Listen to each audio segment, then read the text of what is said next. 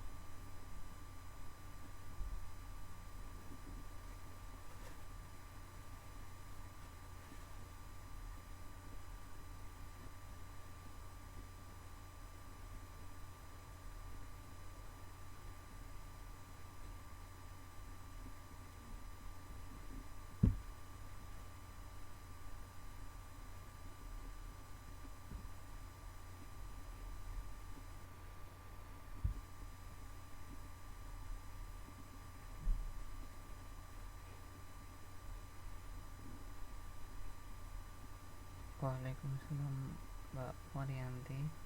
Ini sudah jam 9:10. Kita mulai saja dulu. Dan sebelum kita mulai, marilah kita berdoa dulu. Semoga apa yang kita pelajari bisa berkah dan manfaat buat kita semua. Berdoa, dipersilahkan.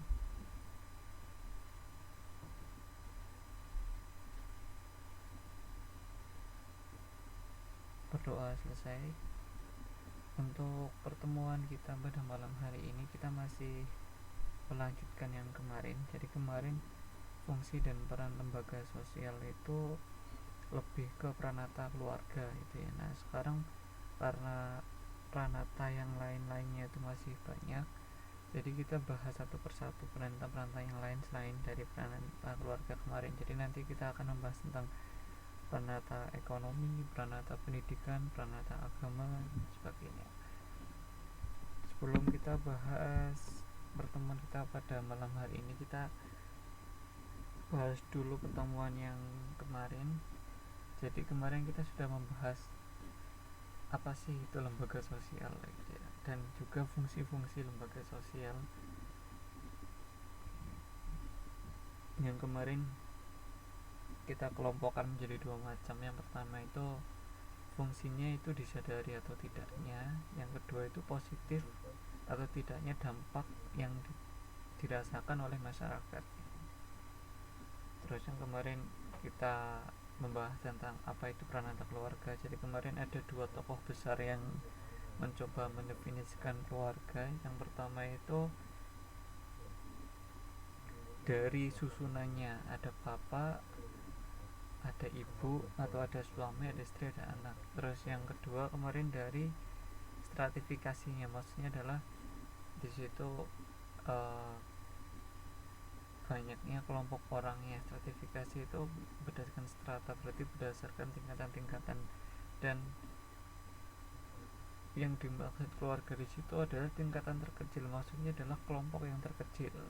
Kelompok yang terkecil dalam masyarakat yaitu adalah keluarga. Terus kita juga membahas antara fungsi nyata dan fungsi tersembunyi dari peran antar sosial. Sebenarnya ini lebih ke disadari atau tidaknya gitu ya. Jadi yang nyata itu adalah yang disadari, yang tersembunyi adalah yang tidak disadari gitu ya. Yang nyata kemarin itu seperti apa namanya, pembentuk melanjutkan keturunan, terus sebagai tempat untuk satuan terkecil dalam mencari atau menghidupi keluarga. Terus yang tidak disadari kemarin atau yang tersembunyi itu misalkan sebagai apa namanya, pembentuk tingkah laku. Di situ adalah sebagai pembentuk,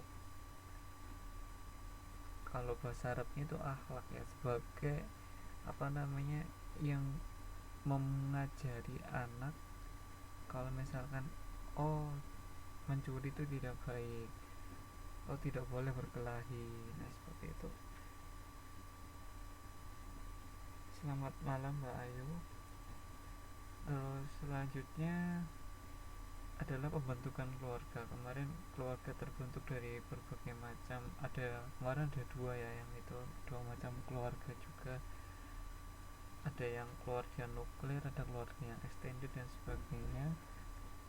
Terus arti dan tujuan dari perkawinan, kita kemarin membahas apa namanya, banyak banget apa itu tentang perkawinan, dari jenis-jenisnya, apa tujuannya, apa artinya.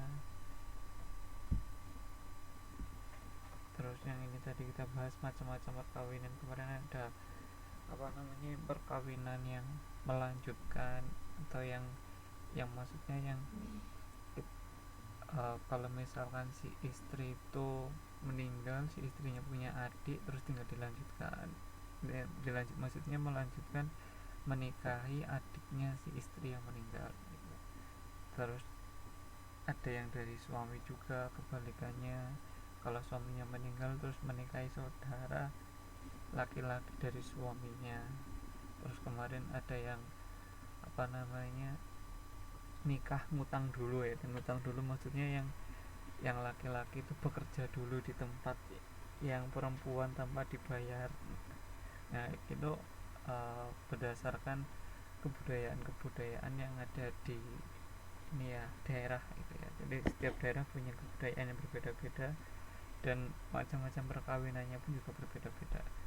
Kemudian ada proses perkawinan yang jadi apa namanya, tugas kalian. Terus ada upacara adat. Kemarin ada upacara adat tentang misalkan pergantian umur. Terus ada upacara adat tentang yang magis. Yang magis itu kemarin untuk misalkan upacara adat untuk meminta hujan. Terus ada yang kematian dan sebagainya. Terus kita juga membahas tentang bagaimana warisan dalam keluarga. Kemarin kita dibedakan ada 3 macam. Yang pertama adalah dari keluarga matrilineal atau yang keturunnya itu jatuh ke yang perempuan, seperti di Minangkabau ya. Kalau di suku Minang itu yang mewarisi nama dari klannya atau nama dari uh, kalau klan bahasa Indonesianya itu apa ya, nama keluarga itu adalah perempuan. Misalkan ada Tanjung itu orang Minang ya. Kalau misalkan teman-temannya ada yang perempuan, ada yang namanya Tanjung, itu berarti mereka biasanya orang Minang. Dan itu akan diturunkan terus menerus, tapi hanya diturunkan kepada yang perempuan. Jadi yang dapat warisan juga hanya yang perempuan. Kemudian ada Minang, terus ada yang patrilineal atau yang mengikuti jalurnya yang laki-laki, yaitu yang kemarin contohnya dari suku Batak ya. Batak ada Sitompul, Sitoran. Nah itu adalah yang contoh-contohnya yang mengikuti patrilineal atau yang mengikuti garis yang laki-laki gitu ya. Jadi kalau misalkan ada warisan, anaknya yang dapat warisan itu hanya yang laki-laki saja, yang perempuan enggak. Terus kemarin juga ada yang misalkan anaknya enggak ada yang laki-laki. Kemarin kita juga membahas tentang yang kalau kita menikahkan, misalkan di situ enggak yang dalam patrilineal tapi tidak punya anak laki-laki, istrinya dari suaminya dari anaknya akan jadi bagian dari keluarganya. Maksudnya dia yang akan mewarisi nama dari keluarga tersebut. Bisa juga anaknya dari perkawinan ini yang akan mewarisi nama dari keluarga. Terus kalau di Jawa itu lebih ke dua-duanya, tidak mengikuti patrilineal dan tidak mengikuti matrilineal. Jadi kalau di Jawa semuanya itu dapat warisan. Tetapi kalau mengikuti hukum Islam biasanya itu yang perempuan, kalau hukum Islam itu yang perempuan dapat 1 bagian, yang laki-laki dapat 2 bagian. Nah ini yang kemarin kita bahas itu kalau warisannya banyak. Nah ini yang biasanya jadi masalah, ini mau dibagi dalam hukum Jawa atau hukum Islam atau hukum daerahnya. Apalagi yang kalau misalkan pernikahannya beda daerah gitu ya, ini harus memakai adat yang mana. Terus kemarin kita juga ada perubahan organisasi keluarga, ada juga sosialisasi dalam keluarga. Yang keluarga itu adalah sebagai tempat pembelajaran yang paling utama, karena di situ anak dan orang tua itu bisa bertemu secara face to face yang paling lama gitu ya. Itu kemarin tentang pranata keluarga. Nah sekarang kita lanjut ke pranata yang selanjutnya, yaitu pranata ekonomi. Yang kita bahas nanti akan ada 5 pranata. Yang tadi itu sudah keluarga, yang selanjutnya ekonomi, setelah ekonomi ada politik, setelah politik ada pendidikan, terus setelah pendidikan yang terakhir itu ada agama gitu ya. Oke, sekarang kita bahas dulu tentang ekonomi. Jadi ekonomi itu tidak melulu tentang uang gitu. Tidak melulu itu tidak selamanya itu tentang uang. Nah di sini yang dibahas itu bukan uangnya, yang dibahas adalah kegiatan ekonominya. Jadi pranata ekonomi, saya yakin kalian juga sudah mempelajari di mata pelajaran ekonomi. Ekonomi itu kegiatannya ada 3 macam. Yang pertama adalah produksi, yang kedua distribusi, yang ketiga adalah konsumsi. Jadi di sini kenapa itu ada pranata ekonomi,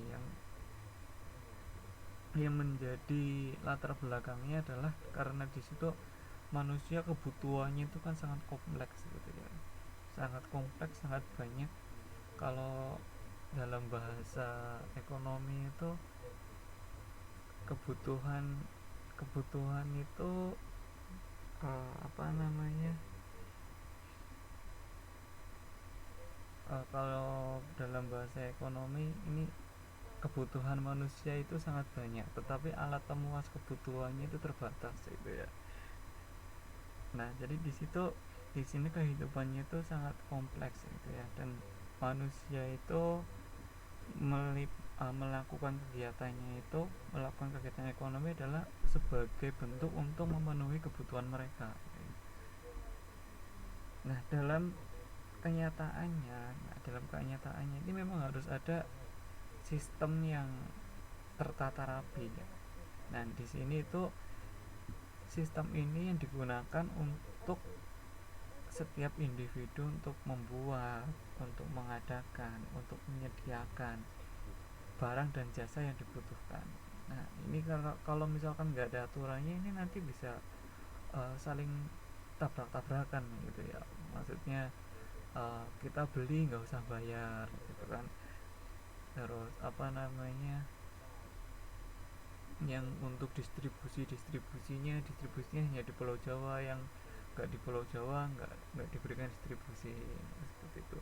Terus kita seenaknya misalkan barang dari luar negeri bisa masuk ke Indonesia. Nah, itu kalau misalkan semua barang dari luar negeri masuk ke Indonesia, nanti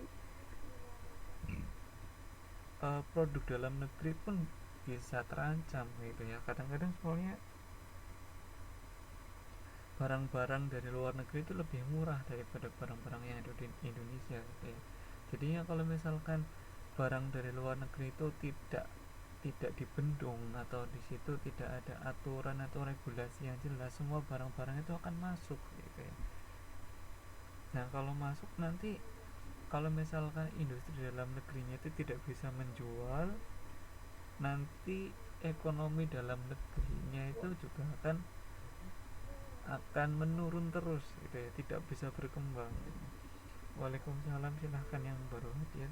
Misalkan kalau barang-barang dari Cina masuk, barang-barang dari Cina kan biasanya murah-murah gitu ya, dibandingkan dengan dibandingkan dengan barang-barang dari Indonesia gitu. Nah, itu kalau misalkan barang-barang dari mereka tidak dibendung semuanya, jangan-jangan semuanya itu adalah barang-barang buatan Cina semua gitu. Nah, selanjutnya adalah apa sih itu peranata ekonomi. Nah, ini harusnya tadi ini definisinya ada di atas itu ya. Jadi peranata ekonomi adalah yang mengatur ya, yang mengatur kegiatan itu semua, yaitu adalah peranata ekonominya. Jadi sistem norma atau aturan-aturan yang mengatur tingkah laku setiap individunya dalam masyarakat untuk memenuhi kebutuhannya itu. Memenuhi kebutuhan, ada barang, ada jasa, itu adalah peranata ekonomi. Nah, di sini peran dan fungsi lembaga ekonomi kita, karena tadi kegiatannya itu ada 3 macam, ada produksi, ada distribusi, dan ada konsumsi gitu ya. Kita mulai dulu dari produksi. Nah, di produksi itu juga ada aturan-aturannya. Yang pertama adalah untuk memenuhi kebutuhan masyarakat. Di sini ada barang dan jasa. Jadi tidak hanya barang, tidak cuma jasa, yang diproduksi harus halal menurut agama. Nah, jadi kalau di Indonesia itu punya regulasi harus ada halalnya gitu ya. Tapi kalau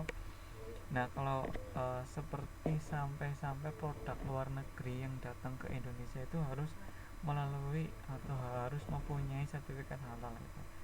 Nah, kalau misalkan kayak di sini itu KFC atau misalkan McDonald gitu ya. Kalau di sini kan mereka, maksudnya masa bodoh mau di situ mau halal mau enggak. Nah, itu barang-barangnya kalau di sini enggak, karena di sini enggak ada aturannya, jadinya mereka tidak selalu menyediakan daging yang halal gitu ya. Nah, berbeda kalau di Indonesia, karena di Indonesia regulasinya itu harus halal. Jadi barang-barang misalkan yang merek-merek luar negeri pun datang ke Indonesia pun harus ada stempel halalnya ya. entah itu dari merek-merek yang terkenal mau merek-merek yang biasa saja, itu harus ada sertifikat halalnya. Dan selanjutnya harga barang dan jasa yang diproduksi itu harus sesuai dengan daya beli masyarakat. Nah itu di sini kalau misalkan daya beli masyarakatnya itu rendah gitu ya. Kalau misalkan di Indonesia itu menjual misalkan makanan gitu ya, menjual makanan di daerah, misalkan di daerah Jogja itu ya, di daerah Jogja dengan harga yang ada di daerah Jakarta, nah itu kan pasti nggak laku gitu ya. Apalagi yang lebih lebih lebih kelihatan itu misalkan di jalan itu ya, kita punya warung di jalan misalkan di angkringan atau kaki lima, tetapi menjualnya dengan harga harga yang ada di pusat perbelanjaan, di mall atau di mana. Nah itu juga tidak sesuai dengan daya daya beli masyarakatnya yang ada di situ. Dan kalau misalkan kalian menjual barang di lingkungan elit gitu ya, lingkungan elit, di lingkungan elit misalkan kalian hanya menjual bakso misalkan seharga 2000 gitu ya,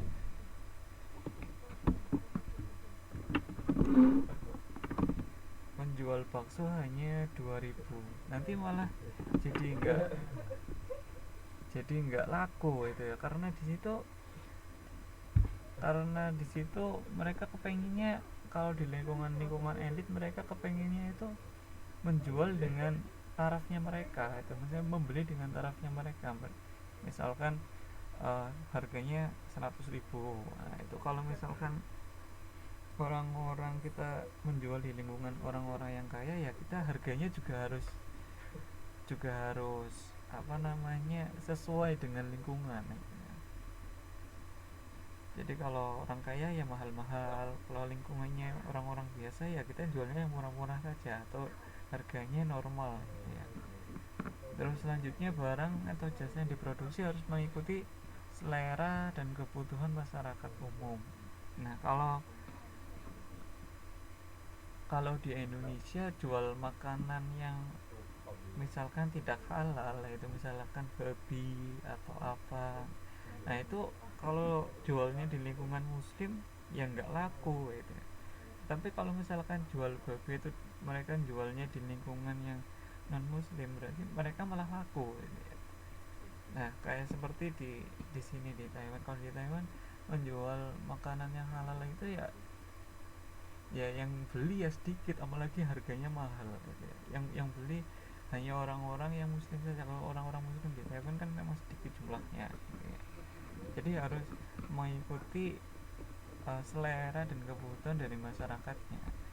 Terus yang terakhir adalah dilarang menjelek-jelekan ya, atau menghina hasil produk perusahaan lain dan sebagainya. Kalau misalkan kita ada iklan gitu ya, kita ada iklan, tidak boleh kita menjelekkan barang-barang saingan kita gitu ya. Saingan kita, misalkan kita membuat produk, sama-sama produk misalkan bakso gitu ya. Oh baksonya ini yang paling lezat, terus dengan menjelek-jelekan produk yang itu produk yang lain itu dagingnya itu misalkan daging bukan daging segar gitu ya, daging sisa olahan yang kemarin-kemarinnya. Nah itu kita tidak boleh menjelek-jelekan produk-produk yang lain gitu ya. Produk-produk yang lebih spesifik itu yang setipe dengan produk kita. Nah itu dalam kegiatan ekonomi. Nah kalau dalam kegiatan distribusi itu seperti apa sih? Karena tadi kan kegiatannya tidak cuma produksi, ada distribusi dan juga ada konsumsi gitu ya. Kalau di kegiatan distribusi ini lebih ke penyaluran barang gitu ya, penyaluran barang dan jasa dari hasil produksinya itu. Jadi aturan di kegiatan distribusi ini ada apa aja sih? Yang pertama adalah lembaga yang berwenang untuk menyalurkan barang dan jasa adalah di situ ada agen, ada pasar, ada toko, ada pedagang eceran dan sebagainya. Nah, jika langsung menjual ke konsumen dan mengabaikan lembaga-lembaga distribusi tertentu, maka akan menimbulkan kekacauan. Misalkan gini, kalau dari misalkan gas ya, gas dari Pertamina gitu ya. Gas Pertamina itu kan pertama ada dari pabrik gitu ya. Dari pabriknya biasanya bukan pabrik tapi ke kalau gas itu pengisian gas, itu stasiun pengisian gas, dan namanya apa ya, SPBG. Oh, jadi dari stasiun pengisian gas itu akan disalurkan ke agen-agen. Nah, agen-agen itu harus memiliki apa namanya, memiliki badan hukum gitu. Biasanya itu PT atau CV dan sebagainya. Nah, PT atau CV inilah yang itu bertindak sebagai agen gitu. Dan agennya itu yang akan menyalurkan secara langsung kepada masyarakat. Jadi di situ ke toko-toko yang gede-gede, terus apa namanya, ke toko-toko yang gede-gede, ke pasar-pasar, ke minimarket, ke supermarket itu ada agennya sendiri gitu ya. Dan di situ izin untuk menjadi agen juga tidak mudah, dan karena harus memiliki badan hukum ya, tidak seperti kalau misalkan pedagang eceran, pedagang di pasar, mereka tidak selamanya atau tidak harus dengan badan hukum, walaupun misalkan harus punya misalkan SIUP gitu ya, surat izin usaha perdagangan. Itu kalau kalau punya SIUP itu, kalau misalkan kalian pengen apa namanya, pinjam di bank yang dalam jumlah besar, itu biasanya memang harus ada SIUP-nya ya. SIUP itu surat izin usaha perdagangan. Tapi kalau itu tidak harus jadi badan hukum itu, maksudnya kan badan hukum kan harus jadi CV, harus jadi PT, dan itu bayarnya lebih banyak, dan apa namanya, prosesnya lebih lama ya. Ada yang bisa sampai bertahun-tahun gitu ya. Jadi kalau misalkan agen kan pastinya harganya lebih murah gitu ya, karena langsung ke stasiun pengisian bahan bakarnya tadi itu. Jadi agen lebih murah. Jadi kalau misalkan seorang agen langsung menjual ke individu-individu, di situ keluarga atau individu-individu, tanpa melalui ada pedagang di pasar atau pedagang di toko. Nah, ini akan mengalami kekacauan gitu. Misalkan kekacauan dari yang para penjual ecerannya di toko dan pasar ini akan marah itu, akan, atau di situ akan nggak terima. Mereka jualnya misalkan 20.000, yang agen ini menjualnya misalkan 15.000 gitu. Nah, ini akan timbul kekacauan seperti itu ya. Jadi tahapan-tahapan dalam distribusi pun tetap harus apa namanya, tetap harus ada aturannya gitu ya. Kita harus tetap mengikuti aturan itu. Terus selanjutnya di situ mengatur etika dalam berjual beli, baik secara langsung maupun tidak langsung. Jadi biasanya di apa namanya, bagian distribusi itu sudah ada aturannya. Oh, ini untuk eceran harganya sekian gitu. Jadinya antara pengecer yang satu dan pengecer yang lain itu harganya tidak bentrok gitu. Jadi sudah ada apa namanya, aturannya, sudah ada etikanya. Tadi kegiatan distribusi, selanjutnya adalah kegiatan konsumsi. Nah, kegiatan konsumsi ini adalah, namanya konsumsi berarti menggunakan gitu ya. Di situ menggunakan, memakai, membeli barang atau jasa. Terus aturannya gimana sih? Nah, aturannya yang pertama itu, membeli barang atau jasa itu harus sesuai dengan kemampuan daya beli, sesuai dengan kebutuhan, terus sesuai dengan prioritas keperluan. Nah, di sini maksudnya kalau misalkan pengen beli mobil, misalkan nggak punya uang, mau kredit gitu. Nah, di situ kita harus melihat kemampuan kita. Kalau kemampuan kita hanya bisa membeli misalkan yang setingkatnya Avanza, ya belinya yang setingkatnya Avanza, dan tidak membeli yang misalkan setingkatnya Alphard gitu ya. Kalau Avanza kan tingkatannya masih seratusan juta, kalau Alphard itu tingkatannya sudah 700-an juta. Nah itu kita harus benar-benar tahu itu kemampuan kita seberapa, dan dari misalkan kita mau beli kredit itu ya, dari pihak yang mau menjual kredit itu pun juga harus tahu ini yang konsumennya ini benar-benar mampu atau enggak. Nah itu.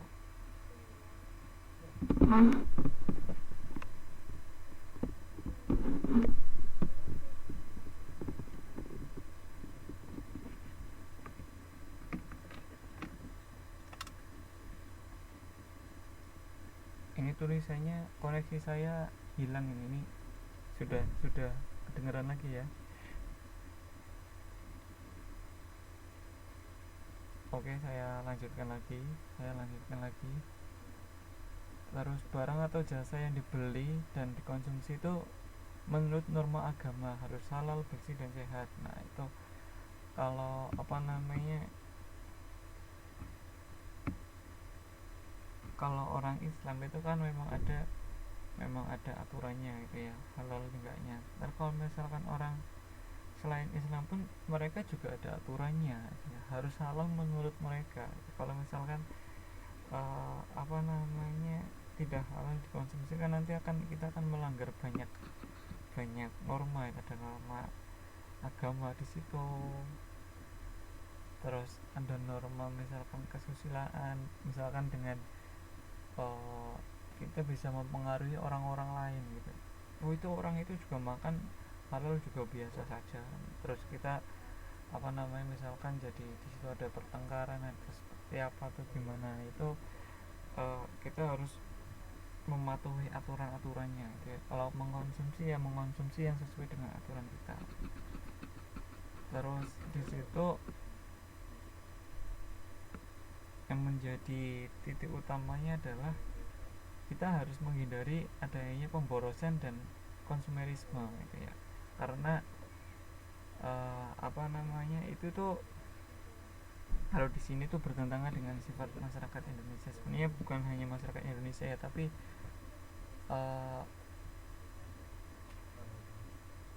kebiasaannya masyarakat Indonesia itu menghindari adanya pemborosan dan konsumerisme gitu ya.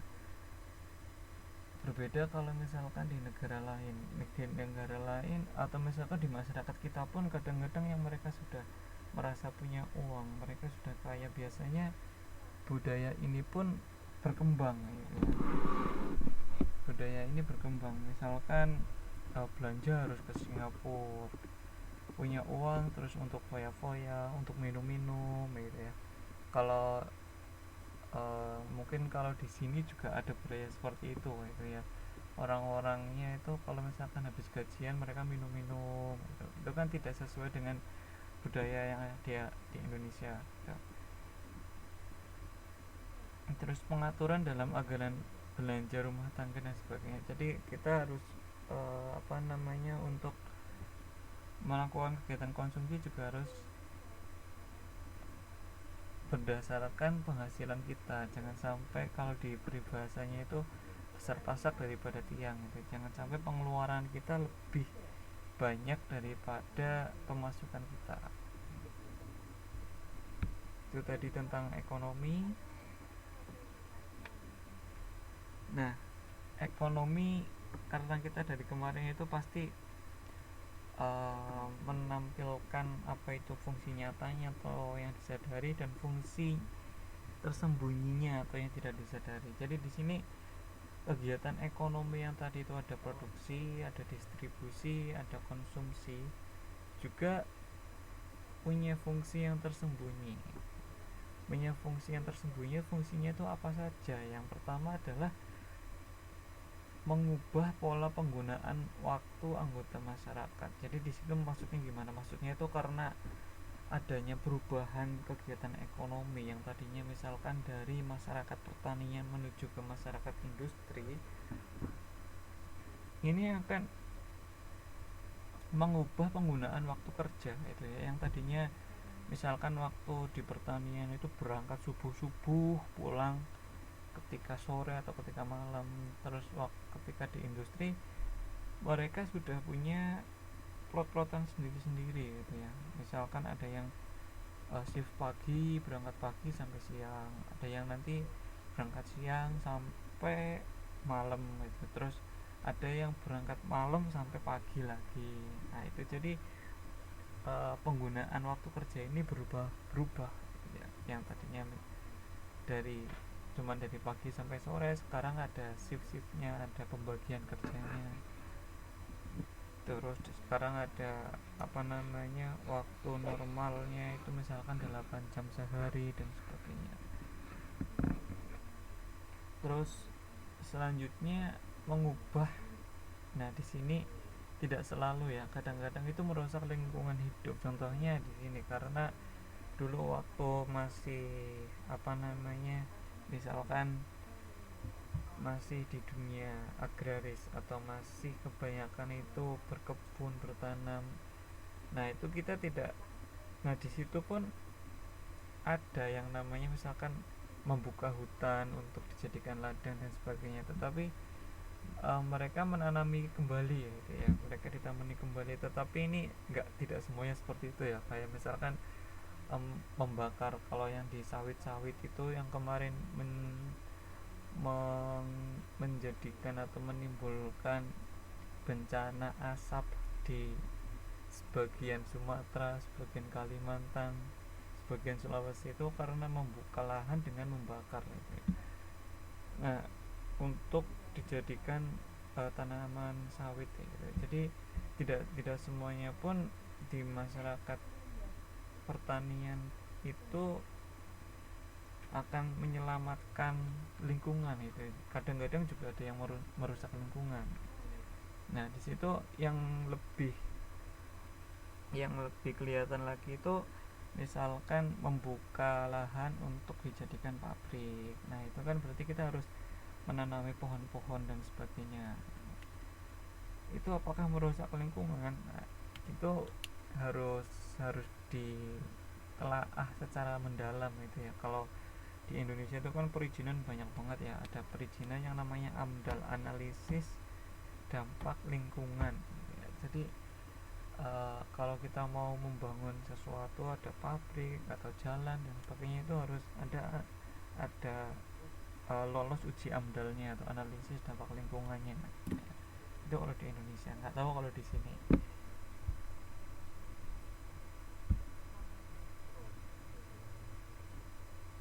Terus selanjutnya adalah lembaga politik atau peranata politik gitu ya. Nah di sini politik kalau apa namanya,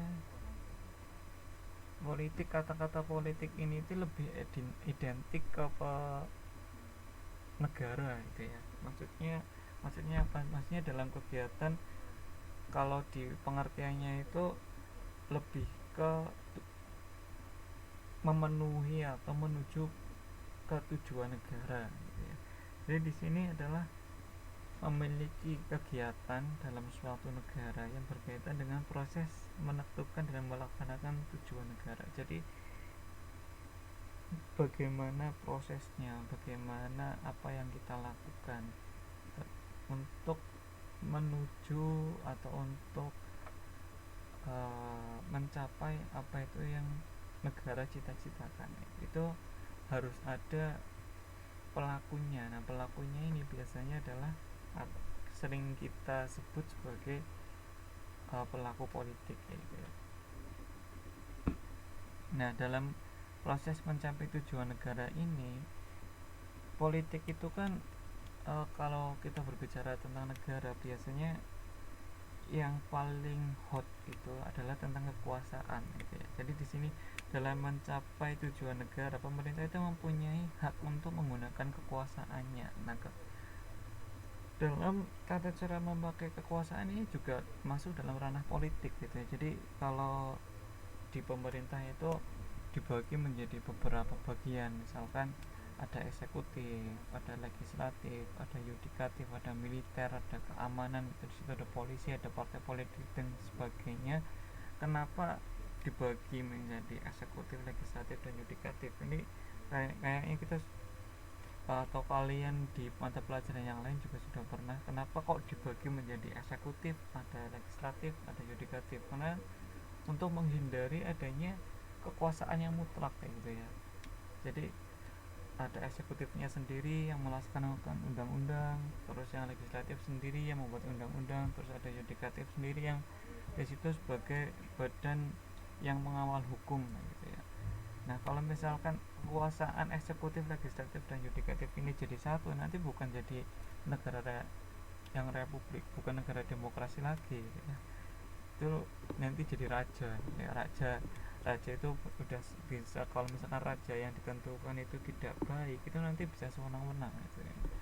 Nah, karena itulah dibagi kekuasaannya biar tidak ada satu orang yang paling dominan gitu. Jadinya dibagi rata biar kita menghindari adanya kedominanan itu, atau dalam bahasanya kalau di PKN itu namanya tirani gitu ya.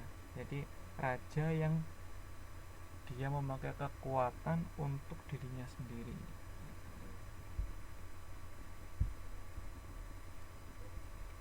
Nah, ini ciri-cirinya dari peran atau politik itu seperti apa sih? Yang pertama itu adanya asosiasi politik yang disebut pemerintah yang aktif. Jadi di sini ada pemerintah yang aktifnya gitu ya.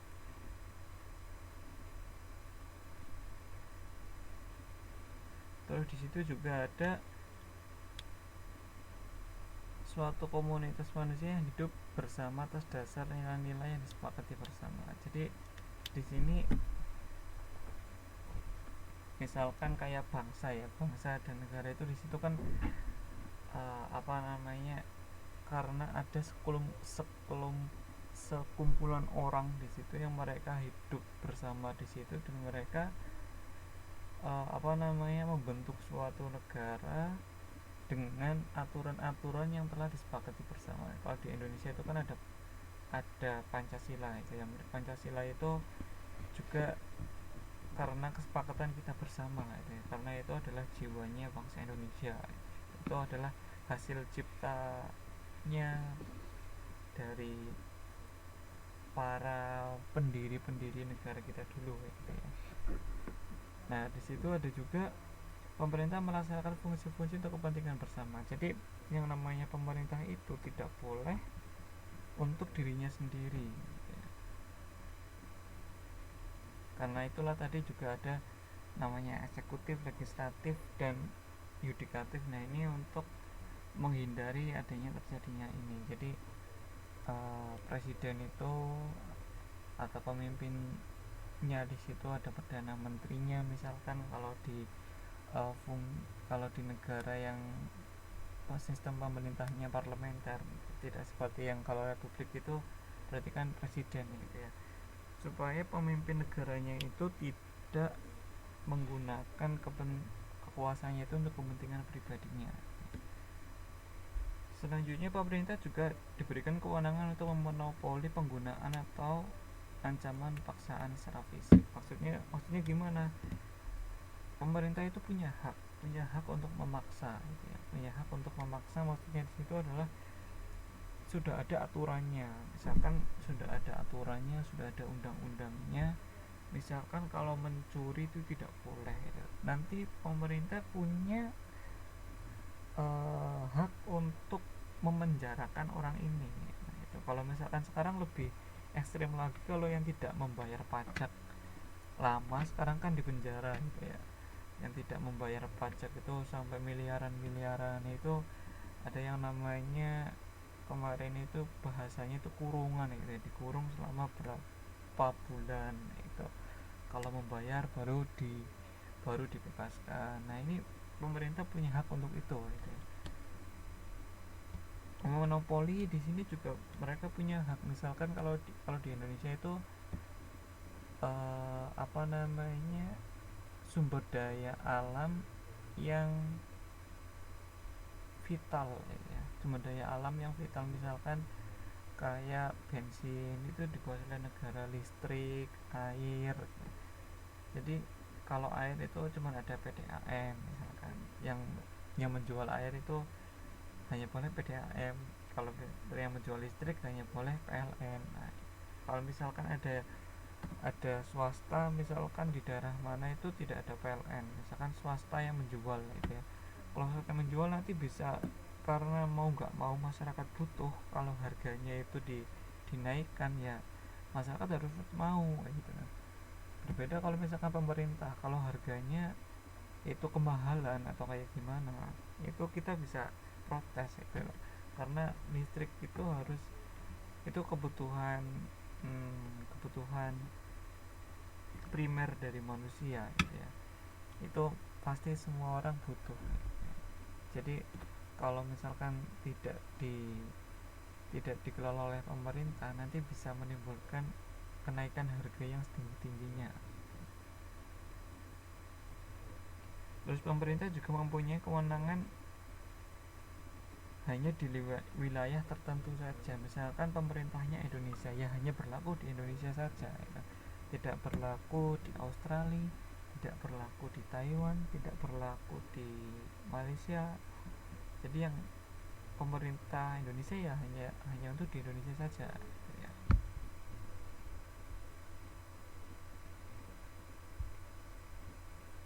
Selanjutnya fungsi peranata politik. Sampai di titik ini ada yang mau ditanyakan dulu?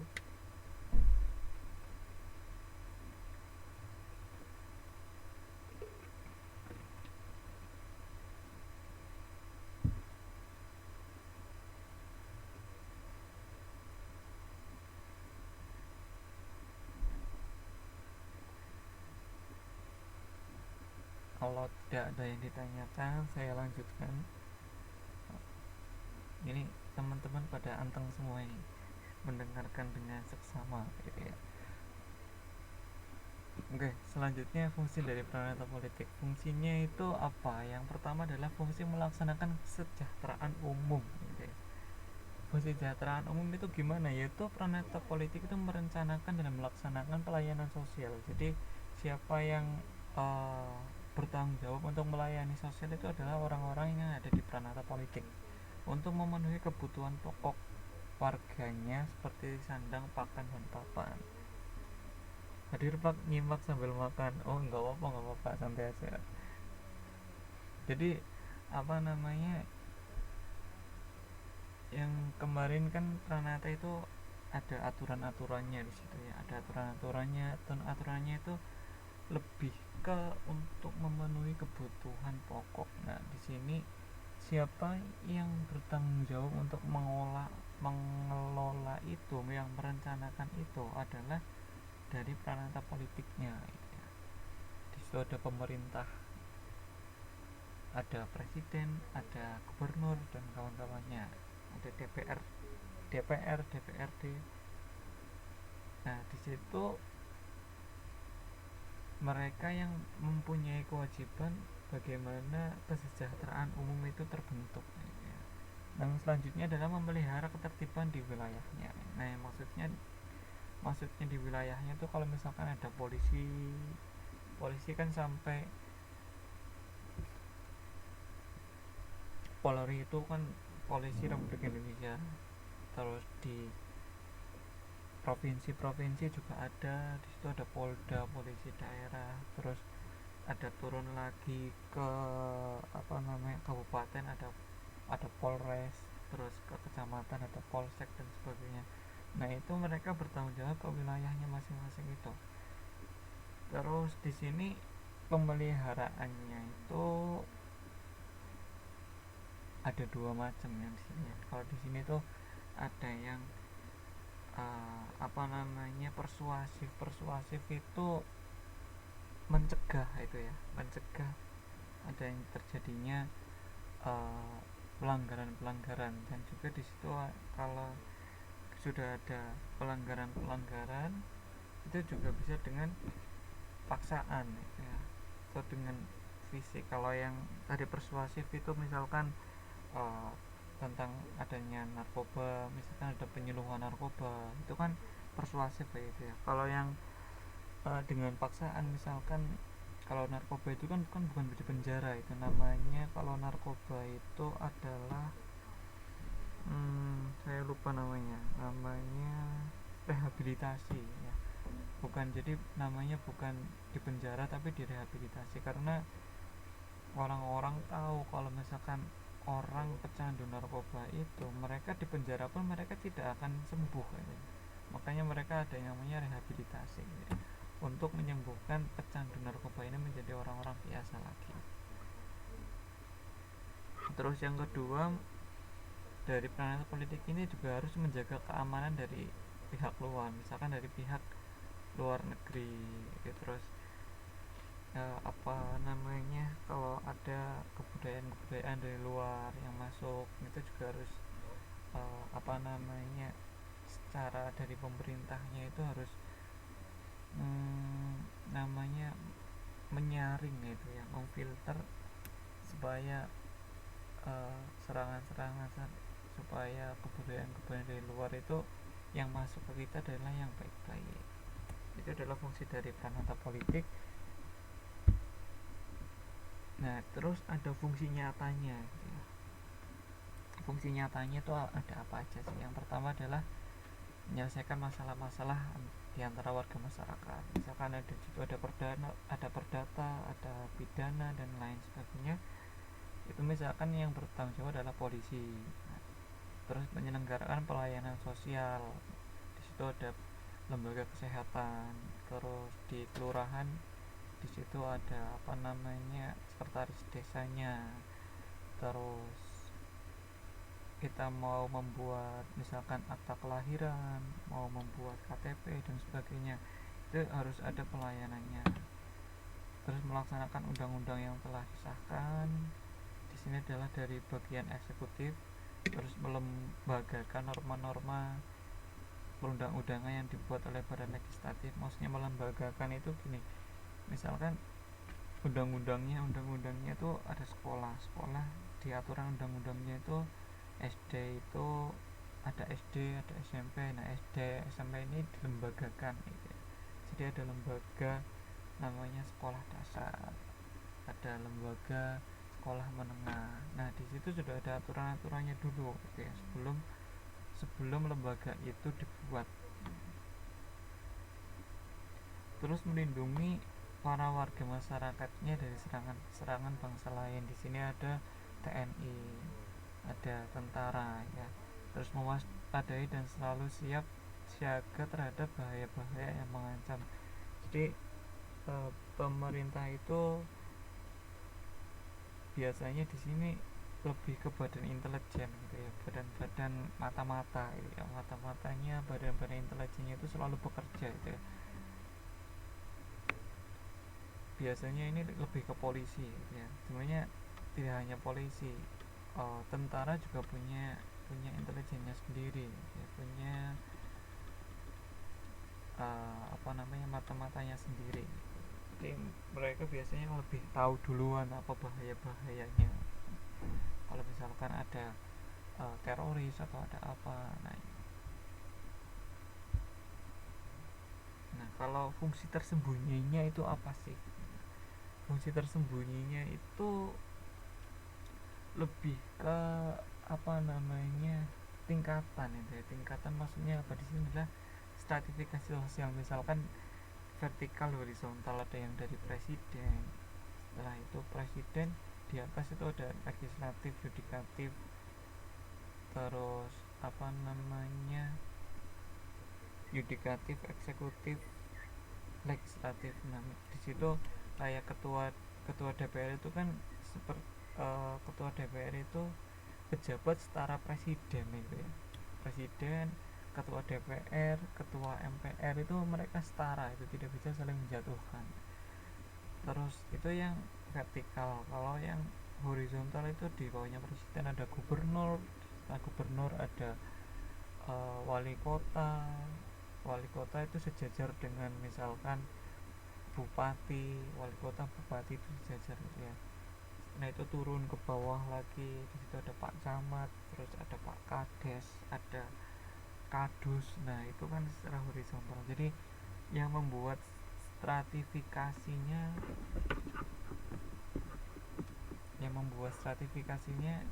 itu adalah uh, dari peranata politik gitu ya. Terus ada lagi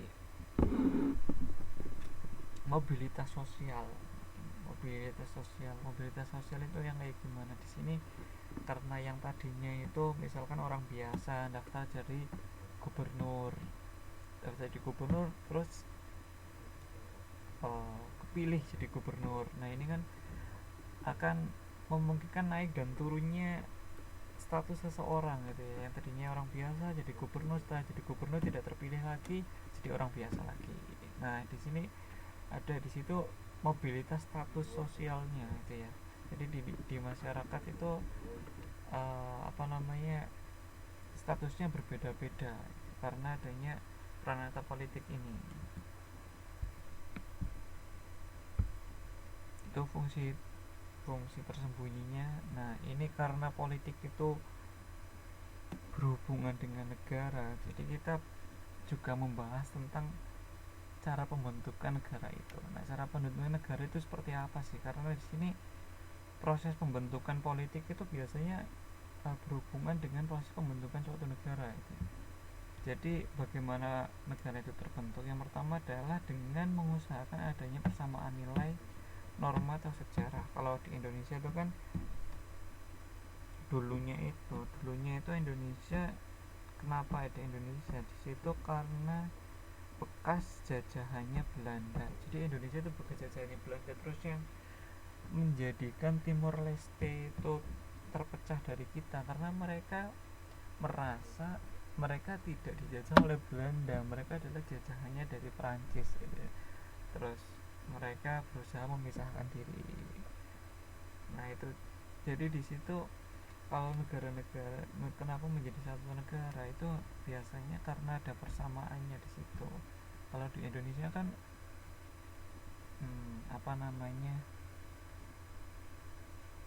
setiap daerah itu punya kebudayaan yang berbeda-beda gitu ya. Kebudayaan yang berbeda-beda itu berarti kan nilainya, normanya itu ada yang sama, ada yang tidak. Nah yang dicari itu adalah samanya ini. Jadi yang di Pancasila itu ada yang namanya Bhinneka Tunggal Ika atau berbeda-beda tetap satu jua. Nah, itu persamaan nilainya yang didapat dari Indonesia, persamaan sejarahnya. Kalau sejarahnya itu kalau kita ngambil bangsa Indonesia itu misalkan dari bekas daerah yang diduduki Majapahit itu bangsa Indonesia kan luas sekali gitu. Jadinya sampai Malaysia, sampai Brunei itu, sampai Singapura itu jadi miliknya Indonesia itu mereka karena bekas wilayahnya Majapahit itu sampai sana gitu ya, sampai sejauh itu. Jadi tidak cuma Indonesia yang sekarang tapi lebih luas. Tapi kalau Indonesia itu adalah bekas jajahannya, yang jadi negara Indonesia adalah bekas jajahannya dari Belanda gitu ya. Terus selanjutnya membentuk Tentara Nasional Indonesia kayak TNI gitu ya, yang merupakan tulang punggung suatu negara untuk mendapat dukungan dari segenap lapisan masyarakat. Jadi karena di situ negara merasa melindungi rakyatnya, jadi di situ mengharapkan dukungan dari rakyatnya. Terus juga mengadakan kegiatan-kegiatan dan di situ ada proyek-proyek, ada pembangunan dan segala macam yang itu adalah dikehendaki oleh masyarakat. Misalkan di sini membangun pusat-pusat pemerintahan, membangun pusat-pusat ekonomi, membangun jalan, membangun bendungan, terus membuat layanan-layanan. Misalkan kalau di Indonesia sekarang ada yang namanya BPJS gitu ya. BPJS hampir sama seperti di sini di Taiwan itu namanya asuransi.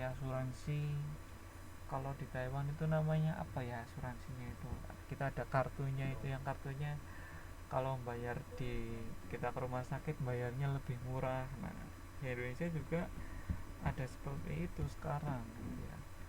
Jadi itu adalah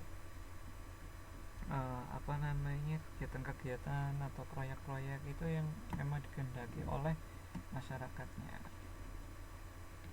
Terus mengadakan kegiatan-kegiatan proyek-proyek, mengadakan pendidikan bela negara. Di situ ada upacara pengibaran bendera. Tapi kalau di Indonesia tidak ada wajib militer itu ya, tidak seperti kalau misalkan di Taiwan, di Korea itu ada wajib militernya. Tapi kalau kegiatan bela negaranya itu pasti tetap masih ada.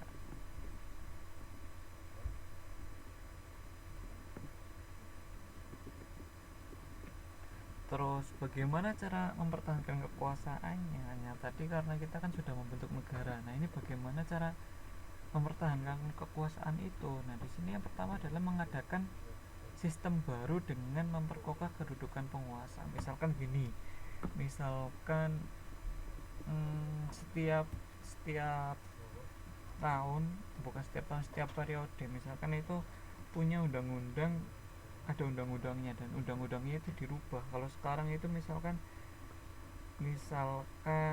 MD3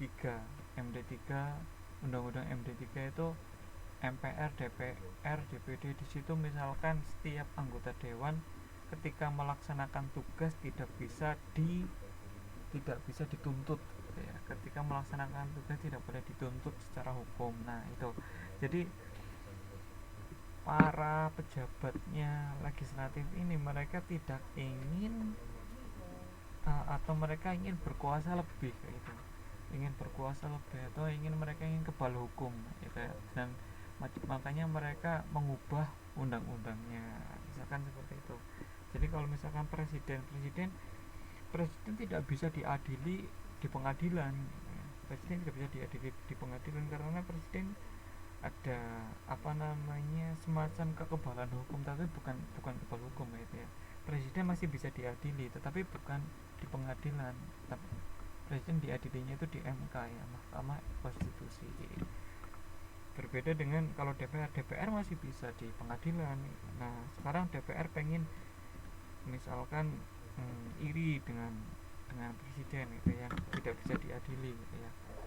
Nah, di sini DPR membuat peraturan baru. Nah, di situ ada di MD3 itu ada peraturan yang menyebutkan ketika anggota legislatif, di situ ada DPR, ada MPR dan DPD, ketika melaksanakan tugas tidak boleh dituntut secara hukum, misalkan seperti itu. Ini contohnya cara mereka mempertahankan kekuasaan gitu ya. Selanjutnya melaksanakan administrasi dan birokrasi yang baik. Ada di situ ada tahapan-tahapannya gitu ya. Jadi ketika misalkan kita mau sekolah, birokrasinya itu kita harus lulus dulu. Misalkan kita mau ke SMP harus lulus dulu di SD pun ijazahnya harus distempel sekolah dan sebagainya. Ada aturan-aturannya gitu ya. Terus mengadakan konsolidasi secara horizontal dan vertikal. Konsolidasi itu artinya solid itu kan berarti apa? Solid itu artinya apa nih, kita padu gitu ya. Kita solid berarti rapat, padat gitu ya.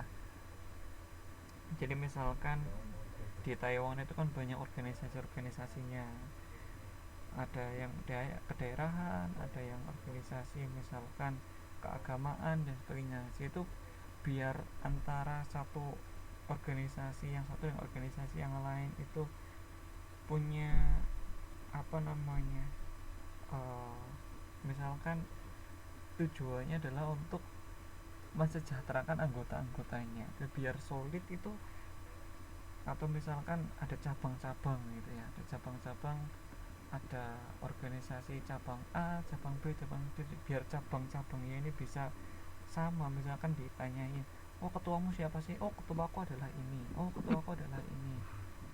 Tujuan organisasi ini apa sih? Biar semuanya sama, itu harus solid dulu gitu ya, harus padu dulu.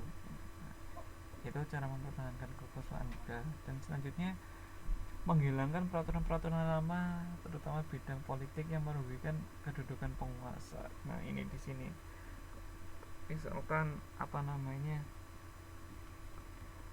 ini contoh ekstrimnya ya, contoh ekstrimnya misalkan presiden hanya boleh dipilih sekali. Nah, sekarang diganti peraturannya, presiden boleh berkedudukan lebih dari sekali. Nah, itu berarti kan dia mengubah aturan untuk melanggengkan urusannya dia. Itu contohnya seperti itu,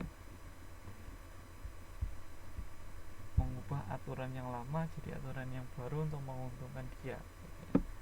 Terus selanjutnya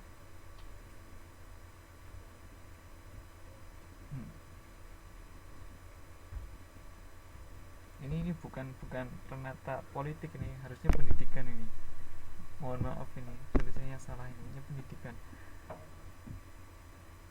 Jadi di lembaga pendidikan atau pranata pendidikan ini, kenapa lembaga ini lahir? Karena di situ kehidupan masyarakat itu semakin kompleks gitu ya, kebudayaannya semakin kompleks, semakin rumit, sehingga membutuhkan pengetahuan yang lebih tinggi, dan pengetahuan ini tidak dapat dipenuhi oleh kehidupan keluarga. Nah, di keluarga itu kan juga ada pendidikannya, tapi di situ pendidikannya lebih simpel gitu ya. Ketika misalkan kita dari keluarga petani, mereka tidak tahu apa itu tentang misalkan teknik gitu ya, teknik misalkan otomotif, di situ ada komputer dan sebagainya. Mereka jadi apa namanya, kebutuhan tentang pengetahuan itu tidak bisa dipenuhi oleh keluarganya, oleh bapak ibunya, yang mereka memang tidak punya backgroundnya, tidak punya latar belakang di situ. Karena kebutuhan ini tidak bisa dipenuhi oleh pranata keluarga, makanya kita butuh lembaga yang baru. Nah, lembaga baru apa? Lembaga adalah lembaga pendidikan. Pendidikannya misalkan sekolah. Nah, di sini juga harus perlu digarisbawahi kalau lembaga pendidikan itu tidak cuma hanya sekolah itu ya. Di situ juga ada lembaga-lembaga yang lainnya, dan sekolah itu hanya sebagian kecil atau hanya contohnya saja dari pranata pendidikan. Nah, selanjutnya di sini ada fungsi nyata dan nanti fungsi tersembunyinya ya dari pranata pendidikan itu. Yang pertama adalah mendorong orang untuk mengembangkan potensinya. Nah, di situ terus membantu orang yang untuk mencari nafkah dalam kehidupannya itu nanti. Nah, di situ ada tahapan-tahapannya, misalkan setelah SMP itu ada SMA, atau di situ ada SMK. Nah, itu nanti sekolah kan ujung-ujungnya adalah untuk mencari nafkah. Nah, kalau memang tidak 100% benar kalau sudah sekolah itu pasti bisa mencari nafkah. Ada juga yang misalkan tidak sekolah pun mereka tetap bisa mencari nafkah, tetapi secara normalnya, secara apa namanya, umumnya, untuk mereka untuk bekerja itu harus punya ijazah dulu gitu ya. Tapi memang tidak semuanya, tapi kebanyakan seperti itu. Ada juga yang hanya membutuhkan apa namanya, skill gitu, membutuhkan keahlian, tapi keahlian itu biasanya juga ada sertifikatnya gitu ya. Oh, saya sudah pernah kursus menjahit, oh saya sudah pernah kursus di bengkel dan sebagainya, untuk bekerja di perusahaan jahit atau bekerja di bengkel.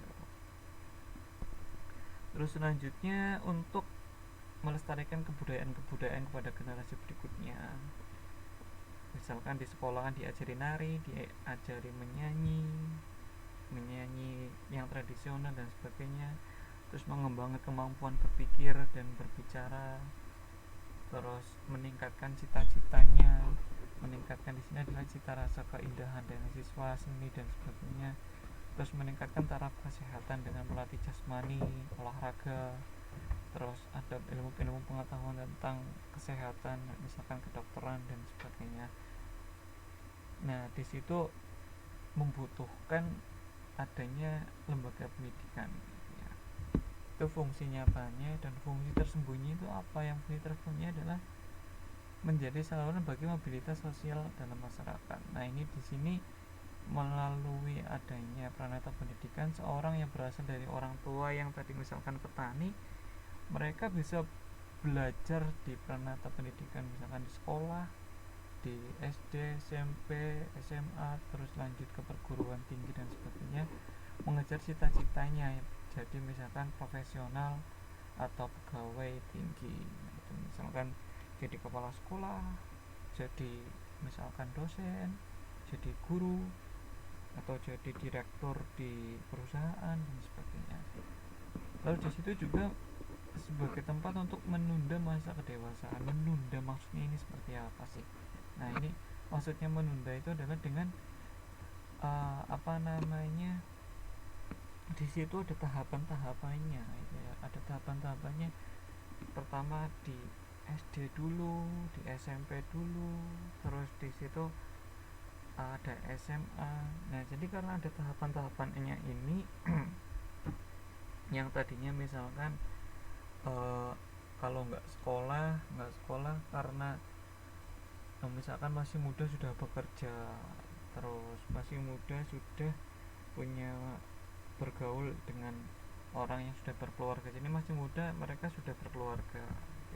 Berbeda dengan yang sekolah misalkan apa namanya, sebelum lulus SMA itu belum berkeluarga dulu, karena sampai SMA mereka tidak boleh menikah ya. Sampai SMA tidak boleh menikah, berarti sampai lulus SMA itu kan biasanya usianya di antara sekitar 18 sampai 17, 18, 19 tahunan gitu. Berarti kan menunggu masa-masa kedewasaannya biar sesuai dengan jenjang-jenjangnya ya. Terus selanjutnya memelihara integrasi dalam masyarakat. Nah, penggunaan bahasa Indonesia di sekolah ini akan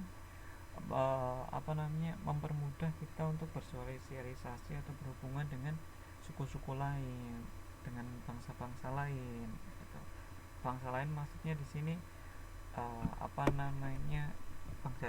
bangsa itu kan lebih ke yang memiliki background yang sama, itu misalkan di Jawa dan di Sunda, karena bisa berbahasa Indonesia jadinya lebih bersatu gitu. Itu integrasi seperti itu. Terus ada pembagian Pranata Pendidikan, di situ ada pendidikan dasar itu ada TK, SD dan SMP, ada pendidikan menengah, ada SMA dan SMK. Terus pendidikan tinggi di situ ada universitas ya, ada S1, S2, S3 dan pasca S3 juga ada. Itu pembagian Pranata Pendidikannya. Terus selanjutnya adalah agama. Jadi agama adalah salah satu bentuk dari lembaga juga. Karena di situ agama itu juga punya norma-norma gitu ya, punya aturan-aturan. Nah, di sini norma-normanya seperti apa sih? Nah, di sini aturan-aturannya itu yang mengatur antara hubungan manusia dengan penciptanya gitu. Manusia dengan penciptanya, dan di situ juga ada tambahan mengatur tentang hubungan antar sesama manusia gitu ya. Jadi kenapa diatur hubungan antar sesama manusia? Biar di situ tercipta lingkungan yang aman dan tertib ya. Kalau di bukunya itu seperti itu. Tapi yang lebih utama itu adalah mengatur hubungan antara manusia dengan menciptanya gitu ya. Terus adanya Pranata Agama ini juga sejalan dengan ya, hakikatnya atau yang sebenarnya dari manusia itu adalah makhluk ciptaan Tuhan, yang di situ selain makhluk ciptaan Tuhan adalah sebagai makhluk pribadi dan makhluk sosial. Nah, ini saya yakin sudah mempelajari ini di awal-awal sosiologi dan di awal-awal PKN itu mempelajari ini. Manusia selain makhluk Tuhan juga adalah sebagai makhluk sosial gitu.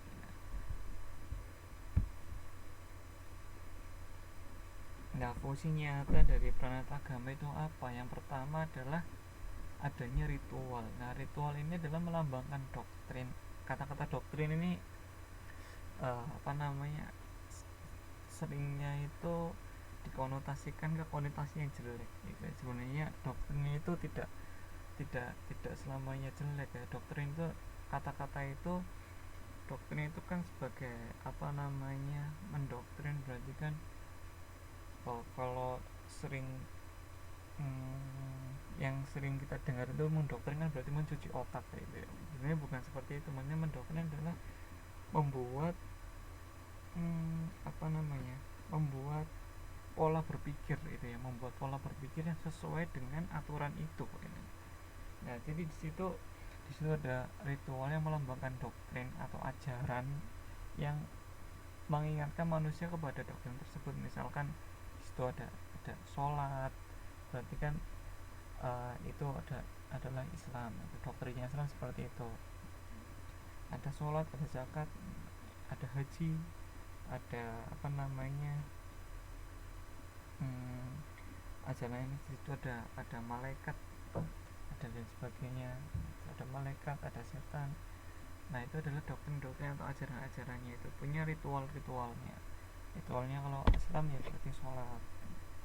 Kalau di apa namanya, Idul Adha ada Idul Fitri dan sebagainya. Idul Adha itu ada menyembelih korban. Nah, itu ada ritual-ritualnya. Selanjutnya menyangkut pola keyakinan, yang di situ adalah doktrin tadi itu yang menentukan sifat hubungan antara manusia dengan sesamanya dan dengan Tuhan. Jadi kita dengan sesama misalkan harus saling menghormati.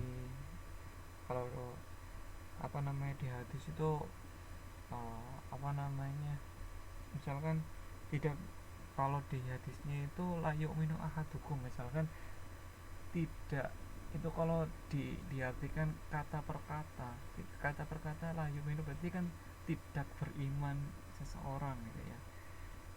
Tidak beriman seseorang sampai ketika dia mencintai seseorang tidak seperti mencintai dirinya sendiri. Nah, itu kalau misalkan ada agama, kalau misalkan kalian didoktrin dengan layuk minunya itu adalah tidak beriman, berarti kalau kita tidak mencintai orang lain seperti mencintai diri kita, berarti kita nggak beriman dong. Nah, ini kalau misalkan ada orang yang mengatakan lagi, misalkan doktrinnya berbeda, itu layuk minumnya itu diartikan misalkan tidak sempurna imannya, jadi ketika kita misalkan tidak mencintai orang lain seperti diri kita sendiri, nah itu kita masih tetap beriman tetapi tidak sempurna. Nah, di situ kalian harus hati-hati kalau misalkan ngaji dengan ustadznya dan sebagainya itu apa namanya, kadang-kadang ada ustadz yang mendoktrin harus begini, harus begini, harus begitu. Nah, itu kita harus benar-benar tahu ilmunya gitu ya. benar-benar uh, benar-benar harus belajarnya itu harus hati-hati gitu ya. Terus di situ juga ada yang menyatakan para pemeluknya dalam suatu agama tertentu itu punya ikatan persaudaraan, misalkan sesama Islam, sesama Kristen, sesama Hindu. Terus dalam berbagai negara meliputi pengendalian negara secara aktual, maksudnya negara-negara yang mendasarkan aturan agama itu sebagai aturan negara. Misalkan kayak negara Islam contohnya kayak misalkan kalau di Indonesia itu di provinsi Aceh itu kan pakai aturan Islam. Terus di negara Arab Saudi itu juga pakai aturan Islam. Nah, gitu. Nah, ini slide terakhir kita. Bukan slide terakhir, masih ada satu lagi. Ini waktunya juga tinggal 5 menit ini. Oke, ini setelah ini masih ada satu lagi. Jadi fungsi tersembunyi itu adalah sebagai mewariskan ilmu pengetahuan gitu ya. Mewariskan dari pembawanya itu dari kalau di Islam itu para nabi, di situ mewariskan sejarahnya dan menyangkut bagaimana menafsirkan kitab sucinya dan sebagainya. Nah, karena untuk menafsirkannya itu kan harus punya ilmu macam-macam gitu ya. Kalau kalau di Islam itu kan untuk menafsirkan suatu ayat atau suatu hadis itu harus punya, kalau tidak salah 11 atau 13 ilmu dulu, baru kita boleh menafsirkan itu. Jadi kita harus hati-hati ya, untuk menafsirkan suatu ayat atau suatu hadis gitu ya. Karena kalau salah menafsirkannya itu nanti bisa bisa artinya juga bisa berbeda juga. Terus apa namanya, lingkungan agama itu juga lingkungan yang beribadah juga sebagai lingkungan pergaulan masyarakat. Misalkan di masjid ada acara-acara di situ sebagai acara untuk berkumpul dengan sesama masyarakat. Terus di sini juga karena apa namanya, untuk beribadah itu misalkan karena orang ingin memberikan yang terbaik sebagai makhluk Tuhan gitu ya. Terus di situ pengen membuat masjid, pengen membuat gereja yang sebaik-baiknya, sebagus-bagusnya. Nah, di situ merangsang perkembangan kemajuan kesenian arsitektur. Misalkan arsitekturnya di Mesir ada piramid, terus di Mekah ada Ka'bah, terus di apa namanya, masjidnya di Jakarta seperti ini, masjidnya di Minangkabau seperti ini, masjidnya di Taiwan seperti ini. Nah, itu membangun merangsang kesenian kita gitu ya, kesenian arsitektur. Terus selanjutnya adalah hubungan antar pranata ini. Jadi pranata yang satu dengan yang lain itu tidak selalu mendukung gitu ya. Tidak selalu, contohnya merokok gitu ya. Kalau merokok ini kalau di norma kesehatan itu kan harus dihindari. Tapi kalau di norma ekonomi malah norma ekonomi berkembang gitu loh. Dengan adanya rokok ini, misalkan pabrik rokok. Nah, pabrik rokok itu karyawannya sampai puluhan ribu gitu. Berarti kan malah membuka lapangan pekerjaan. Di situ rokok membutuhkan tembakau jadi ada banyak puluhan ribu juga yang nanam tembakau. Nah di sini bertolak belakang antara kebiasaan merokok dari dunia kesehatan dan juga dari dunia ekonomi gitu ya. Dan juga ada perubahan yang lambat dan cepat. Nah, sini contohnya kalau di Pranata Perhubungan, di situ ada banyak sekali kendaraan bermotor tetapi jalannya tidak berkembang. Nah, ini jadi ada hubungan antar Pranata sosial itu tidak selamanya saling melengkapi dan tidak selamanya perubahannya itu kecepatannya sama gitu. Oke, ini slide kita yang terakhir, dan yang belum mengerjakan tugas 3 dan tugas 4 atau yang belum mengumpulkan, ini kemarin waktu saya ngecek yang belum mengumpulkan tugas 1 dan 2 juga masih ada ya. Jangan lupa dikumpulkan tugas-tugasnya. Terus ada yang perlu ditanyakan?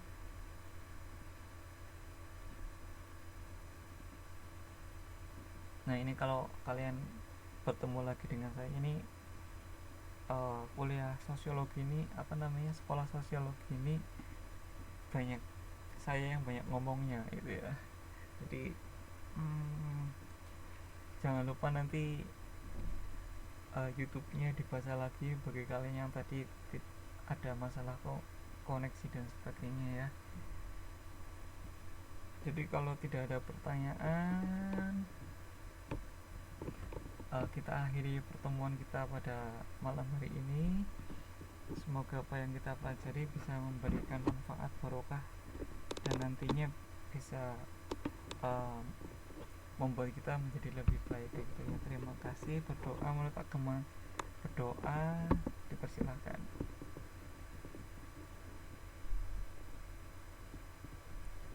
Berdoa selesai. Selamat malam. Wassalamualaikum warahmatullahi wabarakatuh.